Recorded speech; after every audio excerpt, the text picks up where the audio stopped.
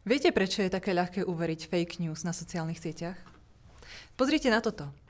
Viac ako 80% študentov nedokáže rozlíšiť pravdu od lží a manipulácie. Viete, v čom je podstata? Keď sa Stevena Lacarta opýtali, či sa môže zopakovať situácia, aby bola spoločnosť natoľko infikovaná ideológiou nenávistí, ako to bolo v prípade nacistického Nemecka, odpovedal kladne. A to je smutná pravda našej doby.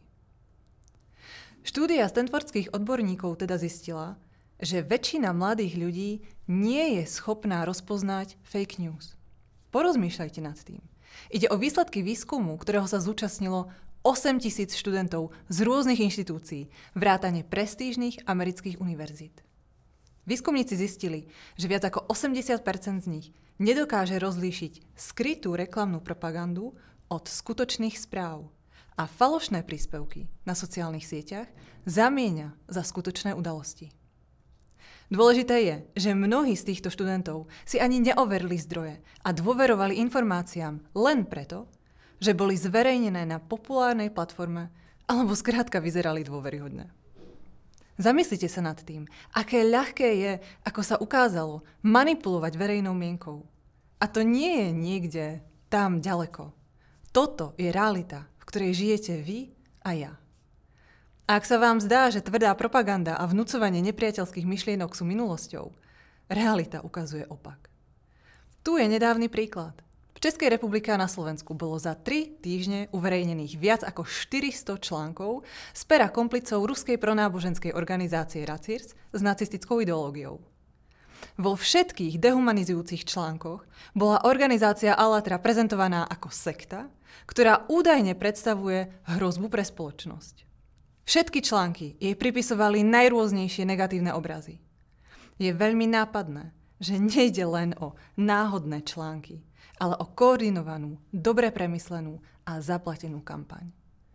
A ako zvyčajne je zameraná na tých, ktorí sú zvyknutí dôverovať všetkému, čo médiá povedia, bez toho, aby si dvakrát overili fakty.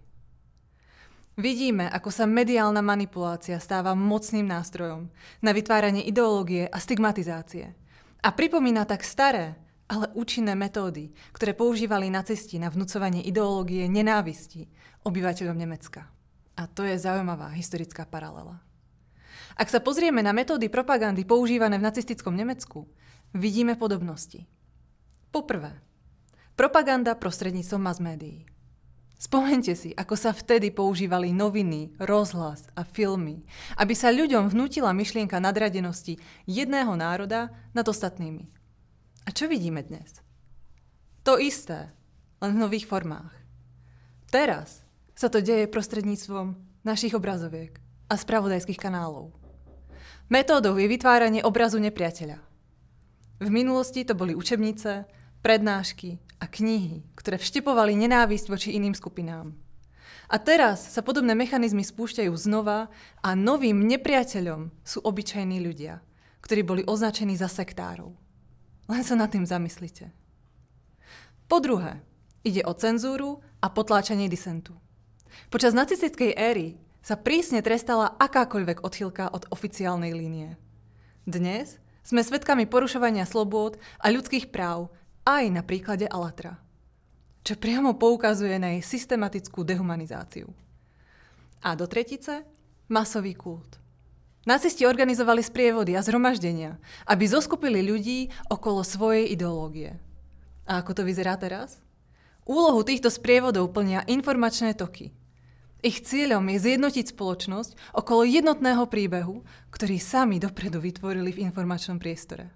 Manipulácia a propaganda nezmizli, len zmenili formu a prispôsobili sa novému informačnému veku. Na vlastnej koži to pociťujeme všetci. Je jedno, na ktorom brehu ste sa dnes ocitli. A otázka znie, či to demokracia v Česku a na Slovensku prežije. Vidíme, ako sa spúšťa stigmatizačná, propagandistická mašinéria proti Allatra. Je to v podstate to isté, čo používali nacisti. Tak, ako používali žlté hviezdy na oddelenie Židov od spoločnosti, tak teraz nálepkujú a vytvárajú obraz nepriateľa z mierumilovných ľudí, ktorí sú označovaní za sektárov. Ale skôr, než uveríte tomu, čo vám podsúvajú médiá, Prejdite na našu oficiálnu webovú stránku. Pozrite si, aké sú naše ciele a úlohy. Oficiálne stanovisko Allatra, v ktorom je všetko podrobne opísané. Všetko je otvorene dostupné. Postavme sa k súčasnej propagande kriticky. Tieto články sú klasickým príkladom toho, ako sa história môže opakovať. A ak budeme zatvárať oči a mlčať, história sa bude opakovať.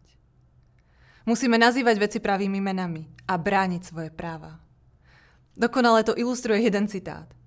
Nikoho som nezabil, len som nekladol odpor. Len som sa otočil chrbtom k svojim židovským susedom. Nevedel som, že ich zabijú. Z psychologického hľadiska je oveľa jednoduchšie zaujať takýto postoj. Dnes je na vás, kým sa rozhodnete byť v tejto kritickej chvíli, keď máte pred sebou pravdu o tom, čo sa deje.